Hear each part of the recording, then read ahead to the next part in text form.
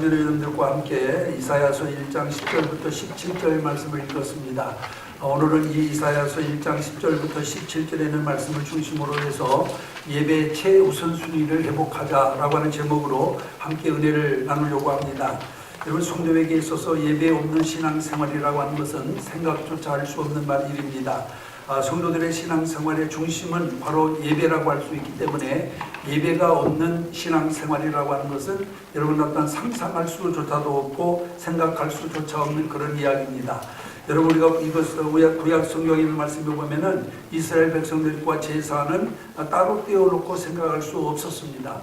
마찬가지로 오늘날 예배와 우리 성도들은 따로 떼어놓고 생각할 수 없을 만큼 예배는 성도의 삶과 불가분의 관계를 가지고 있다라고 하는 것을 우리가 기억을 해야만 됩니다. 사실 여러분, 하나님을 섬기는 자가 또 하나님을 사랑하는 자가 하나님을 예배하는 것은 지극히 당연한 일입니다. 또 하나님은 성도의 예배를 기쁘게 받으실 뿐만 아니라 그 예배를 통해서 성도들을 만나주시고 성도들을 축복하시는 것입니다. 그렇기 때문에 여러분, 예배를 우리가 등한시해서는 하나님을 만날 수도 없고 하나님의 축복을 받을 수도 없습니다. 하나님 반드시 예배를 통해서 우리를 만나주시고 우리에게 복을 내려주시는 분이라고 하는 것을 우리가 기억을 해야만 됩니다. 우리가 성경에 보면 예수님은 마태복음 22장 37절에서 내 마음을 다하고 목숨을 다하고 뜻을 다하여 주 너의 하나님을 사랑하라고 말씀하고 있는 것을 보게 됩니다. 여러분, 이게 무슨 말씀이냐 하면은 예배에 최선을 다하라고 하는 말씀입니다. 얼마만큼 최선을 다해야 되느냐? 목숨을 다하라고 이와 같이 여기 말씀하고 있는 것을 볼 수가 있어요. 여러분, 하나님을 사랑하는 일은 대충 해서 될 일이 아닙니다. 우리의 전폭을 드려야만 여러분 하나님께서 그 예배를 받으신다라고 하는 것을 성경은 우리에게 수차 가르쳐주고 있는 것을 보게 됩니다. 그렇다면은 하나님에 대한 사랑을 공적으로 표시하는 예배에 우리는 우리의 목숨을 걸어야 된다라고 하는 것을 여기서 우리가 분명히 기억을 해야만 됩니다. 우리 여러분, 열왕기상 3장에 보면은 솔로몬의 예배에 대해서 기록하고 있는 것을 보게 되는데, 솔로몬은 하나님께 예배할 때 자신의 전폭을 들여 예배했다라고 하는 것을 분명히 우리에게 가르쳐주고 있는 것을 보게 됩니다. 그는 여러분, 하나님 앞에 1000번제를 드렸습니다.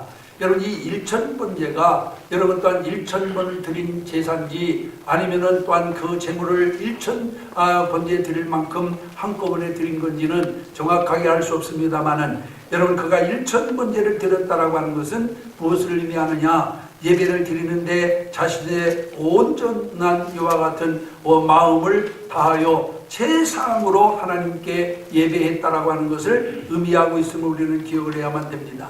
그는 하나님께 드리는 예배에 마음과 그리고 뜻과 목숨을 다했다라고 하는 것을 여기서 우리가 분명히 알 수가 있어요. 그런데 여러분, 우리는 어떻게 하나님께 예배를 드리고 있나요? 예배 드리는 일을 번거롭게 생각하는 분은 없습니까? 마음과 뜻과 목숨이 결여된 형식적인 예배를 드리고 있지 않습니까? 여러분, 솔로몬은 세상의 것을 하나님께 드리며 마음과 뜻과 목숨을 다하여 하나님께 예배를 드렸는데, 우리는 과연 하나님께 예배를 드리면서 이 솔로몬처럼 마음을 다하고 뜻을 다하고 목숨을 다하여 드린 예배가 몇 번이나 되는지 한번 상상해 보시기를 바랍니다. 여러분들은 찌꺼기 시간을 드리고 찌꺼기 재물을 드리고 찌꺼기 사랑을 드리고 찌꺼기 마음을 드릴 때가 너무나도 많이 있었습니다. 여러분, 예배에는 하나님이 받으시는 예배가 있고 하나님이 받지 아니하시는 예배가 있음을 성경은 우리에게 분명히 말씀하고 있어요. 우리가 다 같이 여기 나와서 하나님 예배 시간에 참여했다라고 해서 그 예배를 개인적으로 하나님이 다 받으시냐 하면은 그렇지 않다라고 하는 것입니다. 어떤 사람의 예배는 받으시고 어떤 사람의 예배는 받지 아니하신다라고 하는 거예요. 그럼 여러분, 이 어떤 사람의 예배를 받으시고 어떤 사람의 예배를 받지 않느냐? 여러분, 우리가 구약 성경에 보면은 여러분들이 잘 아는 것과 같이 여러분 또한 하나님께서 받으시는 예배가 따로 있습니다. 구약 이스라엘 백성들은 하나님께서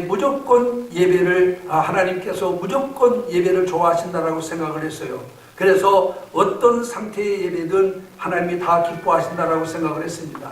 그래서 그들은 하나님 앞에 그 예배 드리기는 했습니다만은 그러나 그들이 준비되지 못한 앞서 말씀드린 것처럼 마음과 뜻과 정성이 결여된 예배도 하나님이 받으신다라고 생각하고 그런 예배를 드리게 되자 여러분 하나님은 이사야 선지자를 통해서 그들을 책망하며 그들을 권고하고 있는데 그게 바로 우리가 읽은 본문에 있는 말씀입니다. 오늘 이 본문에 있는 말씀을 제가 한마디로 요약해서 말씀드리면은 내가 의미 없이 드리는 예배에 내가 신물이 났다. 나는 도저히 그 예배를 받을 수가 없다. 오히려 나에게 침이 될 뿐이다. 라고 하면서 그들의 예배를 아주 신랄하게 비판하고 있는 것을 볼 수가 있어요. 여러분 그들이 드린 예배가 무슨 예배였기에 여러분 주님이 이토록 그들이 드리는 예배를 오히려 짐스럽게 여기고 또 아니면 그 예배를 부담스럽게 여겼을까요? 여러분 그들은 마음과 뜻과 정성을 다하여 드리지 못하고 형식적인 예배만 드렸기 때문에 여러분 또한 하나님께서 그 예배를 오늘 여기 본문을 통해서 책망하고 있음을 우리는 기억을 해야 될 줄로 믿습니다. 그렇다면 우리가 여러분 하나님 앞에 예배 드리는 시간에 여러분 하나님이 받으시는 예배를 드려야 되는데 하나님이 받으시는 예배는 어떤 예배냐? 우리가 성경에 있는 말씀을 통해서 살펴보면은 첫째로 하나님께서 받으시는 예배는 여러분 예배자 자신이 제물이 되어 드리는 예배를 하나님께서는 기쁘게 받으신다라고 하는 것을 기억하시기를 바랍니다. 창세기 4장에 보면은 가인과 아벨의 제사가 나옵니다.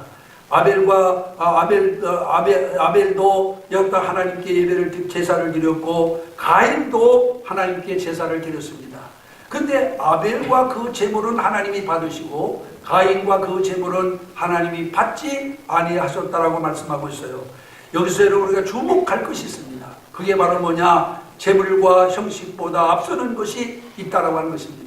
여러분 하나님 앞에 제물과 형식이 중요한 것이 아니에요. 그러면은 그보다 더 중요한 것이 무엇이냐? 아벨 자신과 가인 자신이었다라고 하는 거예요. 다시 말하면은 예배자가 중요한 겁니다. 예배자가 어떤 마음을 가지고 하나님께 예배드리느냐, 어떤 자세로 하나님께 예배드리느냐, 이것을 하나님께서는 더 중요하게 보신다라고 하는 것을 우리가 기억을 해야 될 줄로 믿습니다. 여러분 예배가 갱신되어야 된다라고 하는 말 요즘에 많이 하고 있습니다. 여러분 또한 현대의 많은 그리스도인들의 예배가 정말 또한 갱신되어야 된다라고 말을 하는데 여기서 예배 갱신은 무엇을 말하느냐? 참된 예배가 다시 갱신되어져야 된다라고 하는 그런 말이에요. 여러분 예배 형식과 예배 형식의 변화나 예배 시간의 변화라고 하는 것은 아무것도 아닙니다. 여러분 예배 시간을 11시에 드리든 10시 반에 드리든 그것이 문제가 아니에요. 예배 형식이 뭐 주기도문으로 시작하든 사도신경으로 시작하든 그것이 문제가 아니에요. 예배 형식의 변화나 예배 시간의 변화가 아니라 무엇이 우선되어야 되느냐? 예배자 자신의 갱신이 우선되어져야 된다라고 하는 것을 믿으시기를 바랍니다. 우리가 변화되지 못하면 내가 정말 마음과 뜻과 정성을 다하여 하나님 앞에 애와집한 제물이 되지 못하면 여러분 아무리 형식을 뜯어고쳐도 아무리 시간을 바꿔도 이것은 의미가 없다라고 하는 사실을 우리는 기억을 해야 될 줄로 믿습니다. 참된 예배자는 예수님의 보혈로 덮여야만 됩니다. 모든 인간에게는 종교성이 있어요. 신을 찾는 신앙심이 다 있습니다. 개중에는 나는 무신론자다라고 말하는 사람이 있습니다만은 사실 무신론자도 엄격히 따지면은 여러분 자기를 믿더라도 여러분 믿는 구석이 있습니다. 여러분 모든 인간은 신심이 있어요. 하나님을 찾는 마음이 있습니다. 그러나 단순히 종교성만 가지고는 구원받을 수가 없습니다. 여러분 종교성이 곧 믿음이 아니기 때문에 그렇습니다. 믿음이라고 하는 것은 예수님의 피를 의지하고 그 피로 자신의 죄를 덮어야 될 줄로 믿습니다. 아멘. 오늘 여러분 가인이 왜 하나님께로부터 하나님 그 예배를 하나님이 그 예배를 받지 아니하시고 아벨은 어찌하여 그 예배를 하나님이 받으셨느냐? 가인은 믿음이 아닌 인간적인 종교성을 가지고 하나님께 제사를 드렸어요. 그러나 여러분 아벨은 다릅니다. 아벨은 믿음을 가지고 하나님께 예배를 드렸습니다. 보혈을 상징하는 양을 잡아 그 피를 뿌리고 그리고 하나님 앞에 제사를 드림으로 말미암아 여러분 아벨의 제사를 하나님이 받으신 것을 믿으시기를 바랍니다. 이렇게 예배라고 해서 다 하나님이 받으시는 예배가 아닙니다. 여러분, 인간적인 종교성을 가지고 나오는 예배, 하나님께서 신물이 난다라고 말씀합니다. 그러나 믿음을 가지고 나오는 예배, 하나님께서 그 예배를 기쁘게 받으시는 것을 믿으시기를 바랍니다. 아멘. 인간을 위한 예배는 실패합니다. 여러분, 인간적인 모든 것 내려놓고 예수님의 피를 의지하고 하나님 앞에 우리는 예배해야 될 줄로 믿습니다. 아멘. 그러려면은 핏부림의 제사가 필요해요. 구약에는 반드시 하나님 앞에 나가 제사를 드릴 때 빈손으로 나가지 않았습니다. 양을 잡았든지 염소를 잡아서 그 피를 뿌리고 그리고 하나님 앞에 제사를 드렸어요. 그렇다면은 신약은 어떨까요? 물론 구약의 제사 제도는 예수님께서 오신 후에 폐지가 됐습니다. 그러나 여러분, 그 의식만큼은 지금도 여러분 또한 계속되고 있음을 기억을 해야 됩니다. 우리가 지금도 양을 잡아서 하나님 앞에 또한 피를 뿌려 제사할 필요는 없습니다만은, 그러나 오늘날에 와서 우리가 제물은 바로 나 자신이라고 하는 것을 믿으시기를 바랍니다. 예배자 자신이에요. 그러니까 오늘 여러분들이 하나님 앞에 예배하러 나왔다고 한다면은 여러분 자신이 이 시간 주님 앞에 예배의 제물이 되어야 될 줄로 믿습니다. 철저한 제물로 준비되어 예배해야만 하나님께서 그 예배를 받으십니다. 그런데 우리는 여러분, 예배를 얼마나 형식적으로, 예배를 얼마나 습관적으로 드려왔는지, 그나마 습관적으로라도 형식적으로라도 드리는 것은 괜찮은데, 여러분, 심지어 어떤 사람은 형식과 습관도 갖추지 못한 사람들이 너무나 많아요. 여러분, 정말 하나님을 감동시킬 수 있는 예배는 여러분, 정말 우리가 하나님 앞에 내 자신이 제물이 되어 하나님 앞에 내 자신을 송두리째 드리는 예배가 될 때 하나님께서 그 예배를 받으신다라고 하는 것을 믿으시기를 바랍니다. 다만 자신을 위한 예배, 인간을 위한 예배는 여러분 결코 하나님이 받으시지 아니한다라고 하는 사실을 우리는 다시 한번 여기서 기억을 해야 될 줄로 믿습니다. 그래서 우리는 여러분, 하나님 앞에 예배할 때 다른 것도 다 중요하지만 더 가장 중요한 것은 예배자 자신이 하나님 앞에 제물이 되어야 된다라고 하는 사실을 분명히 기억하시기를 바랍니다. 그렇기 때문에 여러분, 우리는 하나님 앞에 나와서 예배드리는 순간만큼은 하나님 앞에 내가 제물이다 라고 생각하고 하나님 앞에 온 정성을 다할 수 있는 여러분들이 되시기를 주님의 이름으로 축원합니다. 그 다음에 두 번째로는 참된 예배는 반드시 변화를 수반해야 됩니다. 예배는 하나님의 수술 시간입니다. 히브리서 4장 12절에 보면은 하나님의 말씀은 살았고 운동력이 있어 좌우의 날선 어떤 검보다도 예리하여 혼과 영과 및 관절과 골수를 질러 쪼개기까지 하며 또 마음의 생각과 뜻을 감찰하신다 라고 이렇게 말씀하고 있는 것을 보게 됩니다. 여러분, 예배는 우리의 속사람에게 수술이 시작되는 시간입니다. 그래서 여러분, 예배를 드리고 난 다음에 반드시 여러분, 올바른 예배를 드린 사람은 변화가 나타나야만 돼요. 여러분, 참된 예배를 드린 삭개오를 한번 보세요. 여러분, 삭개오는 여러분 주님을 모르는 사람이었습니다. 탐관오리였어요. 동족들의 피를 빨아 그것을 착취하는 사람이었습니다. 그래서 동족들로부터 매국노라고 하는 이와 같은 그런 욕을 먹으면서 산 사람이었어요. 그런데 그가 예수님을 만나고 난 다음에 어떻게 변화됐습니까? 여러분, 누가복음 19장에 보면은 삭개오가 서서 주께 여짜오되 주여 보시옵소서, 내 소유의 절반은 가난한 사람들에게 나눠줄 것이며 만일 이것을 토생한 것이 있으면 내가 4배나 갚겠나이다 라고 이렇게 주님 앞에 고백하고 있는 것을 보게 됩니다. 여러분, 사람이 변해도 너무 많이 변했어요. 예수를 만나기 전과 예수를 만난 다음에, 예배를 드리기 전과 예배를 드리고 난 다음에 여러분, 삭개오는 엄청난 변화를 또한 경험하게 되었습니다. 오늘 우리도 예배를 드리고 난 다음에는 반드시 뭐가 있어야 되느냐? 변화가 있어야 됩니다. 근데 우리는 예배 드리고 난 다음에 변화되나요? 예배를 수천 번, 수만 번 들으면서도 전혀 변화되는 것이 없습니다. 생각조차 바뀌지 않습니다. 생각이 바뀌지 않으니 행동이 바뀝니까? 언행이 바뀝니까? 아무것도 바뀌는 게 없어요. 그러면서 예배를 드려요. 이게 오늘 여기 여러분 이스라엘 백성들의 예배입니다. 자기들이 하나님 앞에 그렇게 많은 제사를 드리는데도 하나님께서는 뭐라고 말해요? 나는 순양의 번제와 살찐 짐승의 기름으로 이미 배불렀고 나는 순송아지나 어린 양이나 순염소의 피를 기뻐하지 아니한다. 그러면서 뭐라고 말합니까? 너희가 내게 기도해도 내가 듣지 아니할 것이며. 무서운 얘기입니다. 너희가 나를 향하여 손을 펼쳐라도 내가 눈을 너희에게서 가려버리리라. 얼마나 놀라운 얘기입니까? 하나님이 그 예배를 받지 아니하십니까? 나는 너와 상관없다. 나는 너를 돕지 않겠다. 네가 아무리 나에게 원해도 내가 내 소리를 듣지 않겠다. 얼마나 무서운 얘기입니까, 여러분? 우리가 정말 하나님의 복을 받으려면 예배부터 회복해야 됩니다. 정말로 참된 예배를 드려야 돼요. 그래야 하나님의 복을 받습니다. 그래서 예배 시간에는 여러분 다른 생각하면 안 돼요. 오로지 주님께만 집중하고 하나님의 말씀에 집중해서. 왜? 그 시간은 수술 사는 시간입니까? 여러분 수술하는 시간 딴 데 부리면 되겠어요?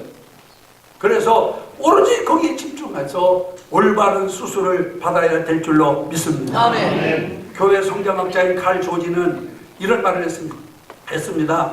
미래 교회는 메타 교회가 되지 않으면 살아남지 못할 것이다 라고 하는 유명한 말을 했어요. 여기서 메타라고 하는 말이 무슨 말이냐? 메타는 변화를 의미하는 헬라어입니다. 그러니까 미래 교회는, 앞으로 교회는 변화돼야지, 변화되지 않는 교회는 앞으로 이제는 살아남기 어려워요. 종교는 여러분 언젠가는 이게 여러분 이 종교는 언젠가는 모든 사람에게서 아이와 지 또한 그의 행위를 느낄 수밖에 없습니다. 그러므로 오늘 우리는 여러분 또한 변화되는 삶을 살아야 됩니다. 변화가 없는 예배는 무의미합니다. 변화가 없는 이 같은 심령은 성장하지 못합니다. 은혜 받지 못합니다. 축복받지 못합니다. 가인의 범죄를 한번 보세요. 여러분 가인이 언제 여러분 또한 범죄했습니까? 예배를 드리고 난 다음에 범죄했어요. 여러분 무엇을 말하는 거예요 이게? 예배를 통해 내가 변화되지 않으면 살인자가 될 수 있다고 하는 것을 가르치고 있는 말씀이에요. 여러분 이거 우리가 잘 알아야 됩니다. 예배 드린다고 해서 무조건 교회 나왔다라고 해서 우리가 다 여러분 또한 의로운 사람이 되는 게 아니에요. 예배 잘못 드리면 예배 드리고 난 다음에 살인자가 돼요. 이게 가인의 경우입니다. 우리도 다른 것이 없어요. 우리도 마찬가지. 그러므로 우리는 여러분 세상에서 여러분 또한 정말 어떤 하나님께로부터 복받는 사람이 되려면 예배가 바르게 회복되어야 된다고 하는 사실을 기억하시기를 바랍니다. 아멘. 여러분 세상에서 가장 무서운 사람이 누군지 아세요? 세상에서 가장 무서운 사람은 변화되지 않는 사람입니다. 전혀 변화될 줄 몰라요. 자기의 사고와 자기의 생각이 전부 다 그게 옳은 걸로 생각하고 누구 말을 들어도 변화되지 않는 사람. 이게 정말 가장 무서운 사람이에요. 우리는 여러분 사람의 말에는 우리가 여러분 동의하지 못한다 하더라도 하나님의 말씀 앞에서는 오직 아멘 해야 될 줄로 믿습니다. 아멘. 사람의 말은 동의하지 못해도 여러분 하나님의 말씀 앞에서는 우리가 아멘 해야 돼요. 아멘. 성경은 뭐라고 말씀하고 있습니까? 그리스도 예수 안에서 우리는 얼마든지 이해가 되나니 우리가 아멘 하여 하나님께 영광을 돌리게 되느니라. 아멘. 여러분 하나님의 말씀에는 아멘만 있어요. 그런데 우리는 말씀을 듣고도 전혀 아멘하지 않지 않습니까? 변화되지 않는 거예요. 아멘이라고 하는 것은 뭐 말만 아멘이 아닙니다. 우리가 변화돼야 돼요. 여러분이 잘 아는 니체라고 하는 사람이 있어요. 신은 죽었다라고 말한 니체라고 하는 사람이 있는데 이 니체가 여러분 불신자가 아니었어요. 목사님의 아들이었습니다. 예배가 무엇인지 아는 사람이었어요. 그런데 변화되지 않았습니다. 그렇게 아버지가 목사니까 어렸을 적부터 신앙생활을 했을 거 아닙니까? 그렇게 예배를 많이 들으면서도 전혀 변화가 되지 않았어요. 그리고 하나님을, 교회는 나오지만 하나님을 믿지 않았어요. 끝내 그는 뭐라고 말합니까? 신은 죽었다 라고 이렇게 외쳤습니다. 여러분 예배를 드리고도 변화되지 않는다면 그것만큼 두려운 것이 없어요. 그러므로 이제 오늘 우리들은 예배에 참석하는, 예배 시간에 참석하는 것으로 만족하지 말고 하나님의 말씀을 통해서 작은 것부터라도 하나하나 변화되는 역사가 있게 되기를 주님의 이름으로 축원합니다. 그럼 한 걸음 한 걸음 변화될 거 아니에요. 그런데 전혀 변화되지 않는 사람, 여러분 그것만큼 무서운 사람이 없어요. 그것만큼 두려울 것이 없어요. 이제 오늘 우리 성도들은 예배를 통해서 정말로 새롭게 변화되는 여러분들이 되시기를 주님의 이름으로 축원합니다. 그 다음에 세 번째로 참된 예배는 여러분 기쁨을 안겨다 주고 기쁨으로 드려야 됩니다. 여러분 예배는 참된 기쁨의 원천이 됩니다. 가장 능력 있게 일하는 사람은 어떤 사람이냐? 기쁘게 일하는 사람이에요. 무슨 일을 하든 즐겁게 일을 하면은 힘든 줄을 모릅니다. 그런데 힘들지 않은 일이라도 여러분 또한 그것을 정말 또한 마지못해 하게 되면은 여러분 그만큼 힘이 들어요. 그런 이야기가 있잖아요. 어떤 채석장에서 또한 일을 하는 그런 사람들을 지나가던 사람이 보니까 세 사람이 일을 하고 있었는데 그들의 표정이 각각 다 다르더라는 거예요. 한 사람은 막 화가 난 모습으로 막 망치로 돌을 막 사정없이 내리치면서 화가 난 사람처럼 일을 하고, 어떤 사람 얼굴에 인상을 가득 쓰면서 그냥 마지못해서 그냥 이렇게 망치질을 하고, 근데 어떤 사람은 콧노래를 부르면서 신나게 일을 하더라는 거예요. 그래서 이 지나가는 사람이 아주 이상하게 가지고 거기 한 사람씩 물어봤다고 합니다. 막 화가 잔뜩 난 사람처럼 망치를 막 휘두른 사람에게 가서 물어봤습니다. 당신은 왜 일을 합니까? 그랬더니 누가 이 일을 하고 싶어서 합니까? 먹고 살아야지 할 수 없어 하죠. 그러다 보니까 화밖에 나지 않습니다 하고 이렇게 얘기를 하고, 어떤 사람 또 마지못해 망치하고 사람에게 물었더니 이거라도 해야 자식 새끼들하고 먹고 살지, 그렇지 않으면 먹고 살 길 없으니까 나도 할 수 없이 하는 중입니다 라고 얘기합니다. 그런데 콧노래를 부르면서 일을 하고 있는 사람에게 물었어요. 그 사람은 그렇게 얘기합니다. 내가 일을 해가지고 우리 온 가족들이 정말 또한 편안하고, 또 아니면은 또한 살아갈 수 있으니 감사하고, 또 내가 이 일을 해가지고 여러 또한 집을 지면은 그 집을 아름다운 집을 생각하면 내가 이 일을 하는 것이 그렇게 즐거울 수가 없습니다 하고 이렇게 얘기를 했다라고 하는 것입니다. 여러분 같은 일을 해도 기쁨으로 하면은 바로 여러분 즐거움, 거기에서 큰 기쁨을 얻게 되어질 줄로 믿습니다. 하나님의 도구가 되려면은 우리 안에 하나님께서 주시는 기쁨이 있어야 됩니다. 여러분 남미에서 능력 있게 사역하고 있는 한 선교사에게 어떤 사람이 그렇게 물었다고 해요. 주님께서 당신은 힘들 때마다 그것을 어떻게 극복해 나가느냐 하고 물었더니 그분이 그런 말을 했다고 합니다. 주님이 주시는 기쁨이 내 안에 있으니 무슨 일인들 내가 극복하지 못할 수 있습니까? 하고 이렇게 대답을 했다라고 하는 겁니다. 여러분 그렇습니다. 우리 안에 주님이 주시는 기쁨이 있습니다. 무엇을 해도 즐거울 줄로 믿습니다. 여러분 그것이 봉사든 헌신이든 아니면 그것이 무엇이 됐든 내가 기쁜 마음으로 하면 그것이 바로 은혜요, 그것이 바로 축복임을 믿으시길 바랍니다. 여러분 느헤미야 8장 10절에 보면 이런 말이 있어요. 여호와를 기뻐하는 것이 너희의 힘이니라. 할렐루야. 한번 따라해 보세요. 여호와를 기뻐하는 것이 너희의 힘이니라. 여러분 무슨 말이에요? 하나님 이 여호와를 기뻐하는 것이 우리에게 힘이라고 그랬습니다. 하나님 앞에서 기뻐하면 힘이 생기게 될 줄 믿습니다. 그래서 하나님 앞에서 우리는 항상 기뻐해야 돼요. 예배도 기쁨으로 해야 됩니다. 기도도 기쁨으로 해야 됩니다. 봉사도 기쁨으로 해야 됩니다. 그것이 나에게 힘이 되는 거예요. 제가 지난 토요일 날 그 국민일보에 보니까 30년 동안 식당 봉사를 하고 있는 3명의 권사님들, 어느 교회 권사님들에 대한 기사가 나왔더라고요. 이 양반들은 30년 동안을 매주일마다, 이거 돌아가면 우리 교회처럼 돌아가면서도 아니요, 매주일마다 30년 동안을 3사람의 권사님들이 식당에서 봉사를 했어요. 그래서 어떤 분이 기자가 물었어요. 30년 동안 이 봉사하면서 힘들지 않았느냐? 주님의 일을 하는 일에 왜 힘이 듭니까? 자기는 지금 77인가 76인데도 앞으로 계속 죽을 때까지, 힘 닿는 데까지 나는 이 봉사를 할 겁니다. 감동을 받았습니다. 우리가 주의 일을 할 때 기쁨으로 해야지, 이거를 억지로 하게 되면은 여러분 얼마가 됐어요 그게? 여러분 능력이라고 하는 것은 무슨 일이든 기쁨으로 할 때 나타나는 것임을 믿으시기 바랍니다. 우리가 성경에 보니까 야곱은 사랑하는 나혜를 얻기 위해서 7년 동안을 모슴살이 하면서도 그것이 수일처럼 지나갔다. 여러분 외삼촌 집에서 모슴살이 하는데 얼마나 고되겠어요. 그런데 그 7년 동안의 세월이 수일과 같이 지나갔다라고 이렇게 고백하고 있는 것을 보게 돼요. 사랑하는 사람을 위해서. 여러분 그렇게 그가 비록 정말 노예처럼 일을 했지만 그것이 결코 고달픈 것이 아니고 수일같이 지나가는 이와 같은 잠깐 동안의 이와 같은 고난이었다라고 그런 고백하고 있는 것을 보게 됩니다. 사랑하는 성도 여러분, 예배는 우리에게 기쁨을 줍니다. 여러분 그것 또한 예배를 통해서 기쁨을 얻어야 돼요. 하나님은 이 예배를 통해서 우리는 평안을 얻습니다.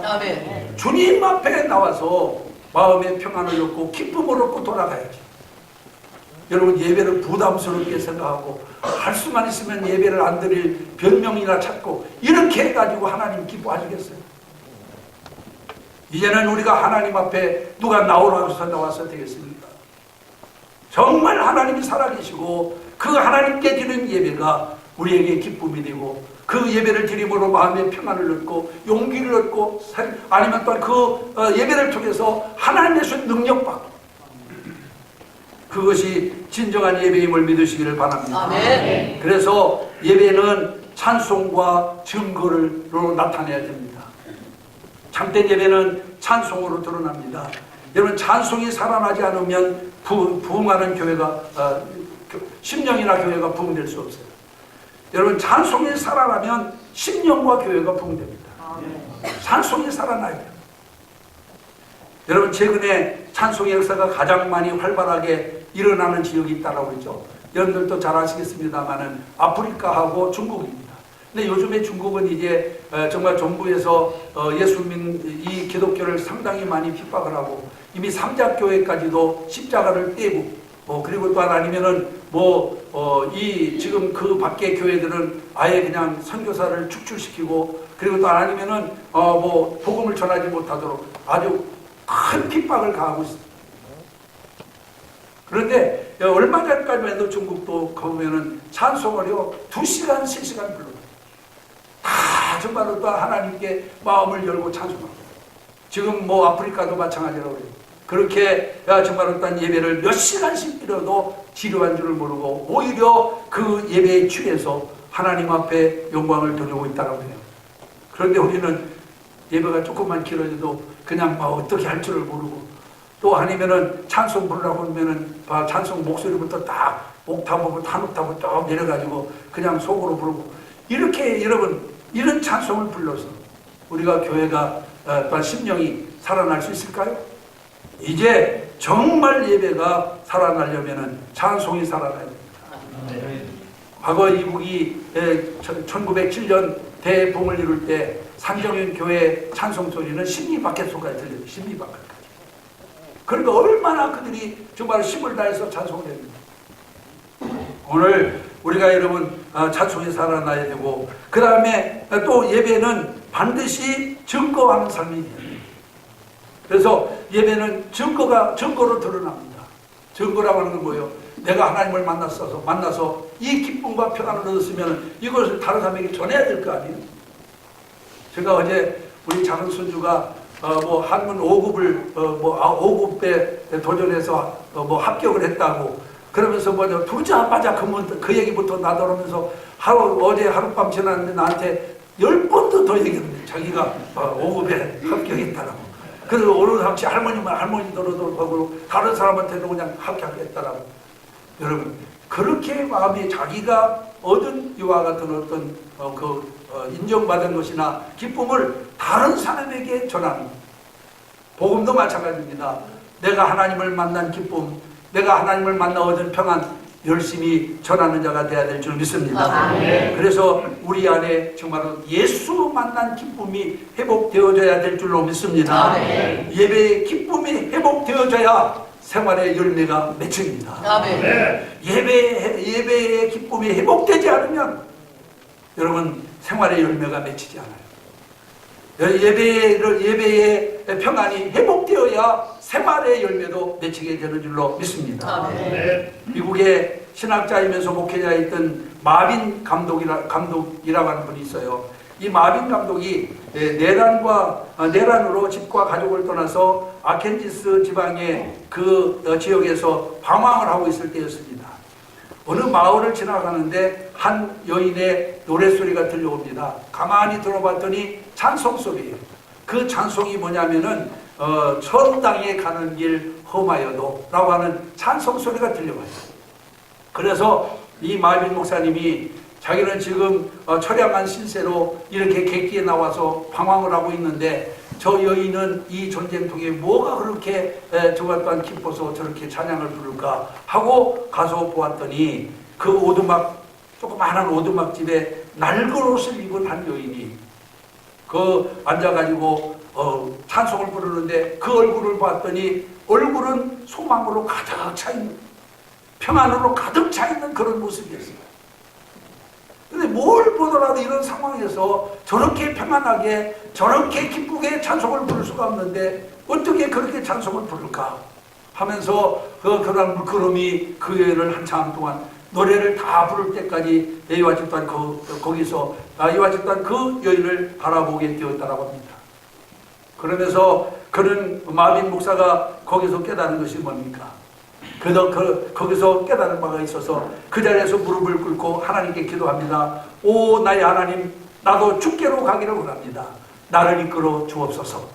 그렇게 하나님께 기도를 드렸다고 해요. 그러면서 그가 나중에 이제 모든 것이 회복되고 난 다음에 그의 고백이 바로 뭐냐, 자기가 수십 편의 설교를 듣는 것보다 그때 그 여인을 통해서 얻은 감동이 더 큰 감동이었다라고 하는 그런 얘기를 했다라고 하는 것입니다. 여러분, 신앙이라고 하는 것은 체험입니다. 난 말을 듣고 머리로만 알아서는 안 돼요. 실제적으로 내 삶이 그런 삶이 돼야 돼요. 정말 예배를 드리고 난 다음에는 마음에 평안이 밀려와야 됩니다. 예배를 드리고 난 다음에는 마음에 기쁨이 넘쳐야 됩니다. 소망이 넘쳐야 됩니다. 믿음으로 무엇인지 할 수 있다라고 하는 용기가 생겨야 됩니다. 이게 예배예요, 여러분. 그런데 우리는 지금 예배를 드릴 때나 드리고 난 다음에나 변화된 게 뭐가 있나요? 아무것도 변화되지 않았잖아요. 이것을 뭘 의미하느냐? 주님을 만나지 못했다는 거예요. 하나님의 음성을 듣지 못했다는 거예요. 이제 우리는 예배를 통해서 주님의 음성을 들어야 됩니다. 아멘. 예배를 통해서 주님을 만나야 됩니다. 아멘. 내 처지가 어떠하든 환경이 어떠하든 주님을 만나면 변화됩니다. 아멘. 그 환경을 이길 수 있습니다. 아멘. 그 어려운 처지도 극복할 수 있습니다. 아멘. 문제는 예수와 만나지 않고 돌아가니까, 하나님의 음성 듣지 못하고 예배를 마치니까 아무것도 변화되지 않는다. 바라기는 이제부터라도 우리 성도들이 정말 예배를 통해서 하나님의 음성을 듣기를 소원합니다. 아멘. 하나님을 만나시기를 주의 이름으로 축원합니다. 아멘. 오늘 2부 예배 참여하신 사랑하는 성도 여러분, 성경에서 하나님으로부터 크게 쓰임받은 모든 사람들은 어떤 사람이었느냐? 참된 예배자였어요. 믿음의 조상 아브라함을 비롯해서 족장들과 믿음의 후인들 모두가 다 여러분 예배에 전심전력을 다한 사람, 이거 잊지 말아야 됩니다. 성경에서 여러분 주님께로부터 위대하게 쓰임받은 사람들, 성경에서 하나님께로부터 큰 축복을 받은 사람들, 다 어떤 사람들이냐? 예배에 전심전력을 다한 사람. 제가 늘 말씀드리지만은 미국의 백화점 완화 메이커는 여러분 그는 주일날 오전부터 저녁까지 여러분 모든 예배를 다 참석합니다. 대통령이 최신부 장관을 해달라고 요청을 했을 때에도 나는 주일날은 예배 드려야 되기 때문에 주일날 업무를 준다면 나는 절대로 할 수 없습니다. 그러나 주일날은 무슨 일이 있어도 나에게 업무를 주지 않는다면 내가 맡겠습니다. 그래서 대통령이 여러 주일날은 그 와나메이커에게 아무런 일도 맡기지 않을 것을 다짐하고 그 다음에 최신부 장관까지 했던 사람 아닙니까? 그분이 여러분 자서전에 그렇게 쓰고 있어요.